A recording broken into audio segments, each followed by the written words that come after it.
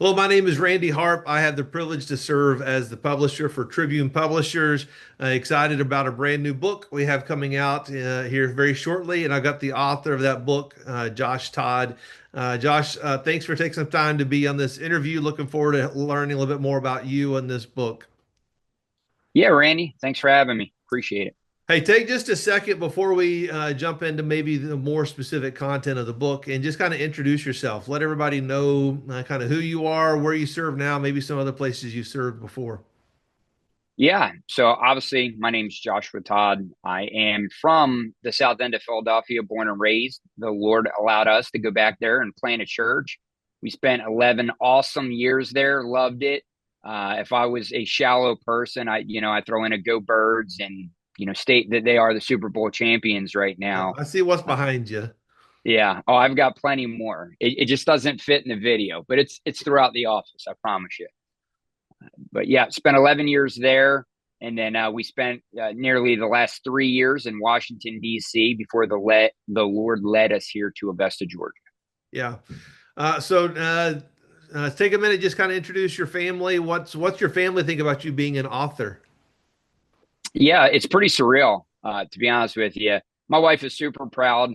We actually had the first copies came in the mail yesterday, and she was just ecstatic. She was, wanted to take all these pictures like it was my first day of school and wanted me to pose. And that's just not me. Obviously, all glory to God. We're humbled that the Lord allowed us to be a part of this project and producing this resource. But as a whole, they are very proud. I am the husband of Vicky Todd, and she has been we've been together for 23 years now. We just had our 20th year anniversary, wedding anniversary. We have four beautiful children: Isabella, who just graduated high school this past May, Josh Jr., Jasmine, and then we've got a little guy who's about to turn 5, Isaac. So this book you just finished is called Prayerology. Now Mhm. explain a little bit about what that word means. Did you invent the word, or what's kind of the motivation behind that title? Yeah, this was something that really was just, I feel God inspired, that came out of left field. I had come down the home stretch on my doctoral program. I had written through in my learning contract. I was 131 pages in, and my proctor, he had gone through it, and that was centered in church planning and church revitalization, an area I knew pretty well. And he read it and he called me and he said, "This is good. This is really good." He said, "You'll pass." He said, "But has it really challenged you?" And part of me was like, I really just want to finish the program. I don't know that it's challenged me. I just want to land this plane. And he said, "Why don't you do something that will really challenge you?" And I said, "Okay, what are your suggestions?" And he said, "How about a study on prayer?" And I laughed. I thought he was joking to a degree. And he asked me, "Why are you laughing?" And my response was, "Do you think I don't pray?" I mean, of course I pray. I've been a Christian for a while now. I've been the lead pastor at a couple of churches. I'm not understanding why you're recommending that. And he said, "Do me a favor, commit to this, and you'll see why." And so I did. And that 131 pages I had written in the other dissertation took me about 5 weeks. And Prayerology just finished after about 8 years worth of work. And the term itself, it means the art and the study of prayer. Hmm. And it is much deeper and wider than I think any Christian really realizes. As I dove into it more biblically and practically in life, and as I traveled and I spoke at different locations, I realized churches aren't praying, pastors aren't praying. There is no intention or intentional effort for prayer. And as I began to talk to different teachers and leaders about their discipleship programs, I realized next to none of them, 1 in 47, had studied or had a discipleship class on prayer over a 3 year period. And so this great conviction really came over me in that time period, and it led me into the work that is now out there. Yeah, very neat. Hey, so kind of give us kind of that big picture, the 30,000 foot view of the book. Kind of, you don't have to go into detail, but just kind of explain what the kind of what the overview of the book is. Yeah. So as pastors, we often say, God has to work in you before he'll work through you. And that, I can honestly say, that was like the first 3 years of this work. academically writing down things that made sense and outlines that I thought were culturally relevant. But God was refining me through this whole time period. And what I've realized is the Lord's brought forth a work that I think is very personal for the individual. Now, I do share stories and things particular to my life and throughout the work, but I think that it's profitable for any individual that reads or utilizes this piece of literature, but it's also profitable for small groups to go through it and journey together. It's really broken into three different sections. And so it deals with the practicality of prayer, and it starts in evangelism. Why pray? Why do we do it? And the larger discussion here is most Christians pray as a response to something that happens in their life. They freak out, they panic, they have stress, there's anxiety. And so as a default mechanism, they go to the throne and they talk to God and say, all right, God, I'm in trouble. I need some help. Please be merciful in this area. Be graceful. I need you. And they treat God like he's Jehovah Genie instead of Jehovah Jireh or Jehovah God. And he's not a genie in a bottle that we simply rub anytime we need something. And so it really starts with the personal. What's your relationship like with God?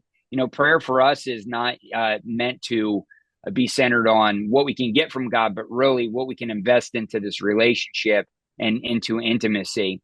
And so it starts there. Where's your relationship with God? And it's like a personal spiritual assessment. And then it transitions into spiritual formation. And okay, what are you doing with the local New Testament church? Are you gathering together? And scripture is very clear, the command to pray and meet with the Lord individually as well as corporately. And so there's a lot of meat to that bone.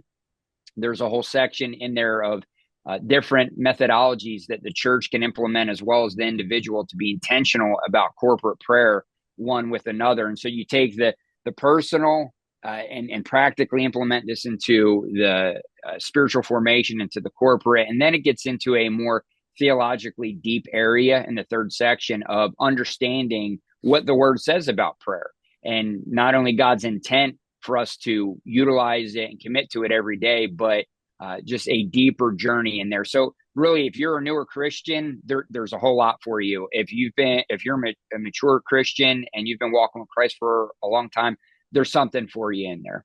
That was kind of a question I was thinking about, is who's the ideal reader for this book? Or is it for pastors, or is it for just church members, believers, or is it new believers? Who's this book for?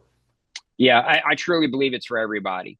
I think it's a solid work that's well rounded, and it's if you go in, you're going to have something for you. Now, there's a lot of spiritual pathways in here for leaders, for pastors, and discipleship leaders to go in, and there is a foundation there for them to lead from. I mean, it's going to talk about practically setting meeting places. It talks about prayer gatherings, prayer teams, prayer ministries, and how these are different in their own right, how they should and can be implemented in the local New Testament church, and how the church in Scripture did as well. So if you go on Amazon, there's lots of books on prayer.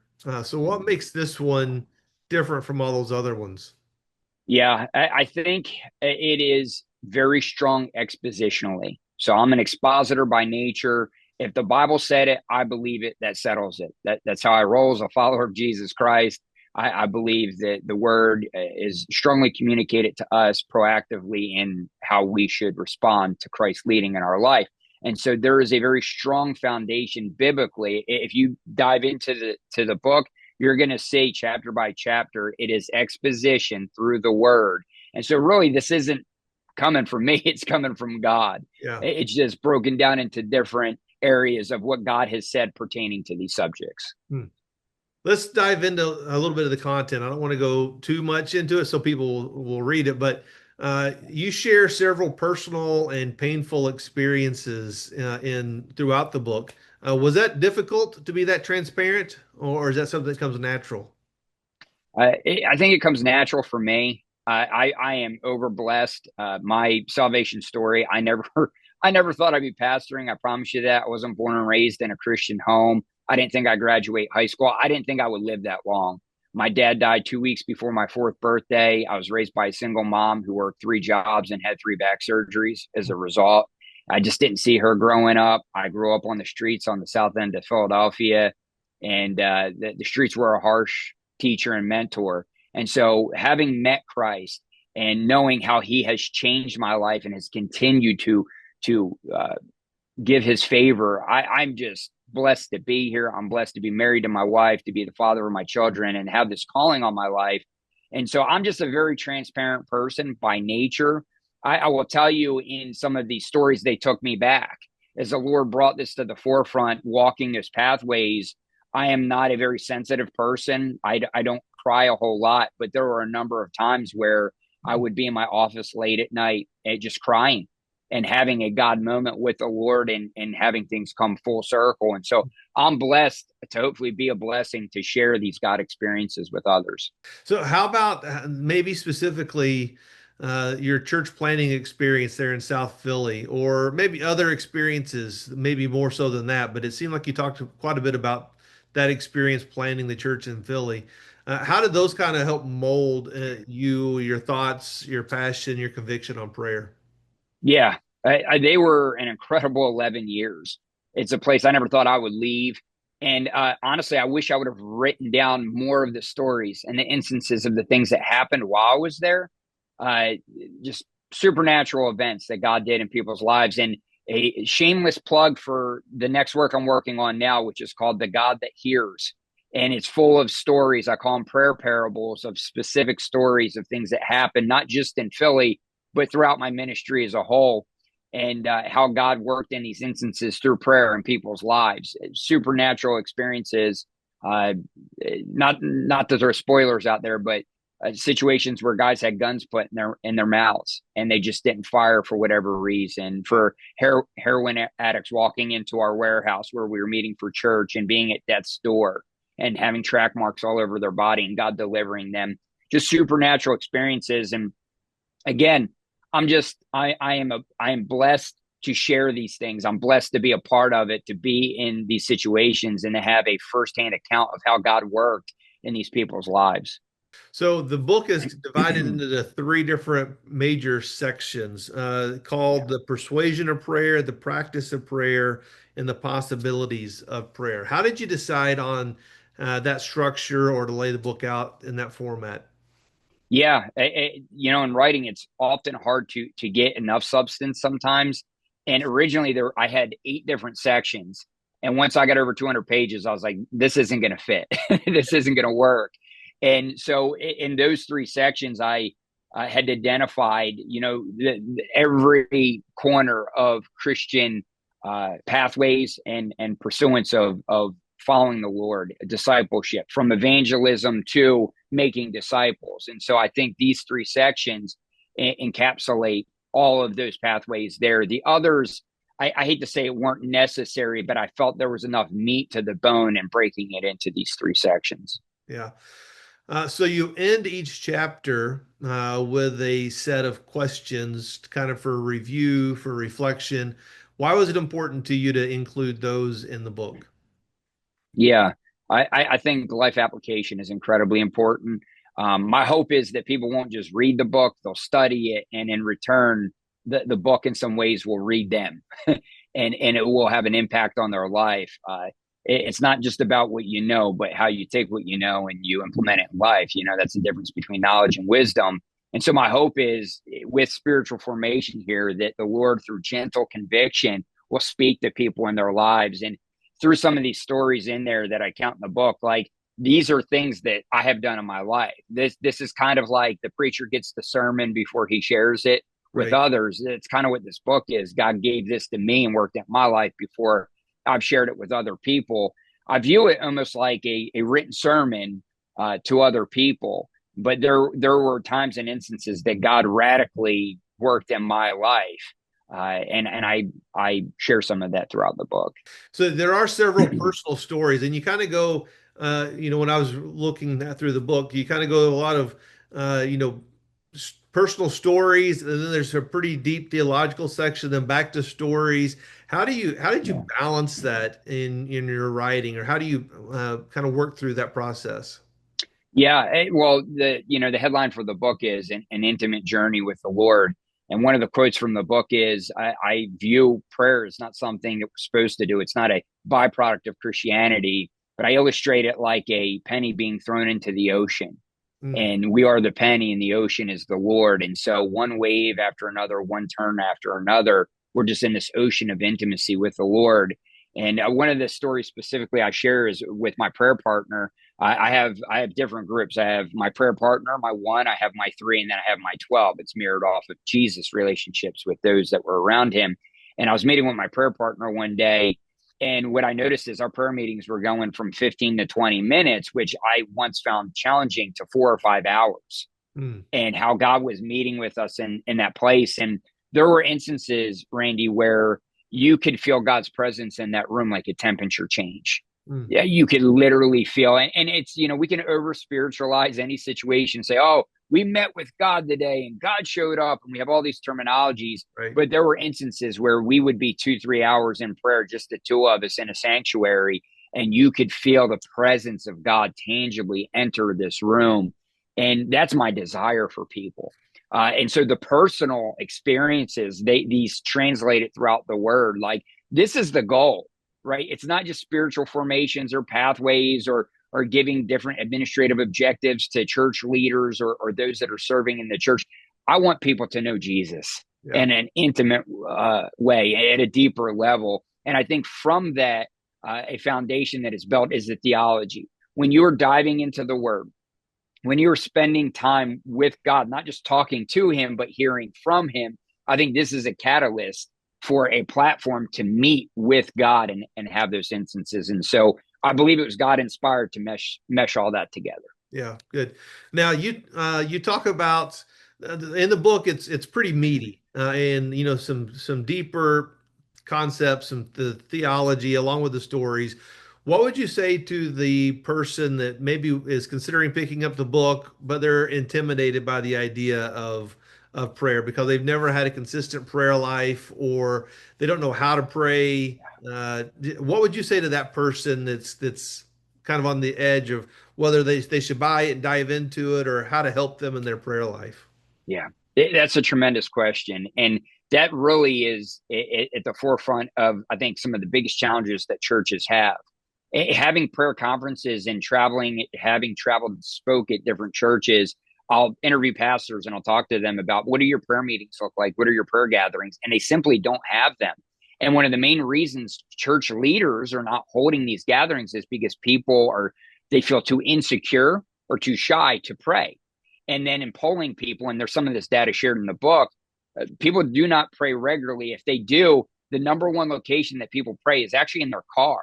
So Hmm. they are multitasking God. They're fitting him into their schedule. There is no prior intent to say, hey, here's my God and I time. I'm going to set this apart to meet with the Lord. It's when I get time, I will fit him in. And it's Right. generally driving from one location to another. And I believe that to be insultive in many ways to the Lord. And so uh, when you talk about it being insecure to people, that's a reality. And my encouragement would be, go do it. Pick up the book, Yeah. read it, implement some of this to your life. If you really care about your relationship with Jesus, you've got to take these steps. If you want what other people don't have, you have to be willing to do what other people won't do. And for a lot of people, when they say, I feel spiritually anemic, I feel far from God, I promise you, it's not God that ran away. Right. God's not the one that has stepped away. He's right here. And scripture tells us that and instructs us to regularly, daily go before his throne and to meet with him. As the psalmist says, he cups his ear, right? Daily, waiting to hear from us. That's his desire. He's cuffing his ear with the intent of hearing your voice every day. He wants to hear from you. Yeah, I love that imagery. Mhm. So you talked about pastors just a minute ago too. You when you meet with pastors and trying to Mhm. understand how they organize prayer meetings or gatherings in their church. How can a pastor use this book? Yeah. How would it benefit the pastor both personally, but I'm kind of thinking more for the whole church setting. Yeah, I recommend pastors use it prescriptively for their church. I know a lot will plan out a year ahead. These are discipleship classes, our pathways. I would strongly encourage them to implement this and have follow up meetings and discussion questions with it.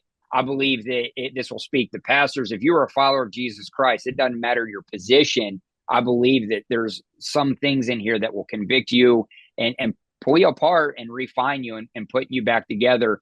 The reality is the church in America is dying. We have a lot of different metrics from a lot of different organizations on that. For every one that's playing it, the best metric we have is 9 shut their doors.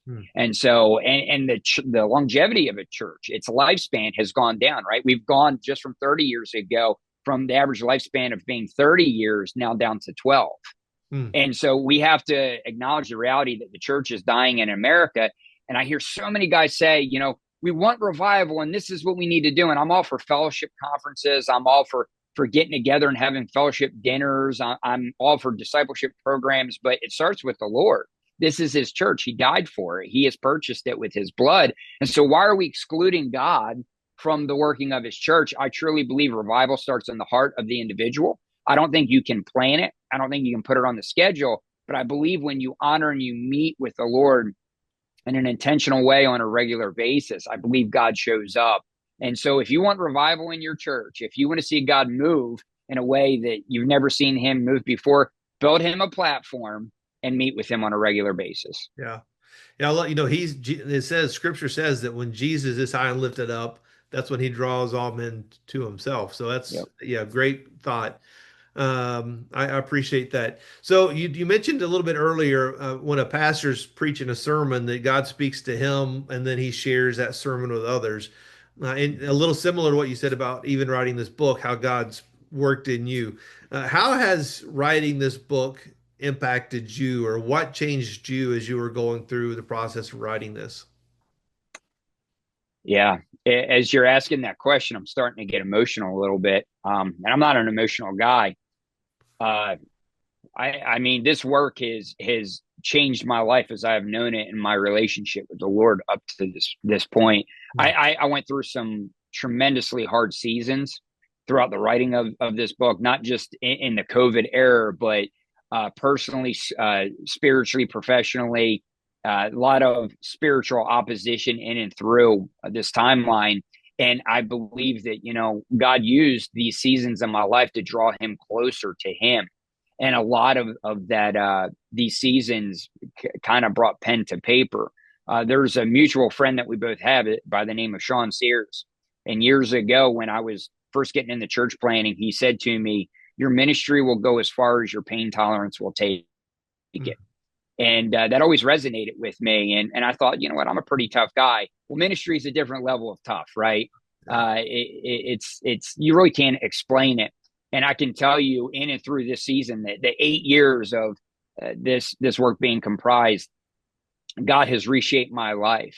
Me as a person, me as a leader, me as a pastor, me as a husband, me as a father, and me as just an overall Christian. We often read books with wanting to get one subject matter out of it. Say, okay, this is a topical book that I'm hoping in this area of my life will help me.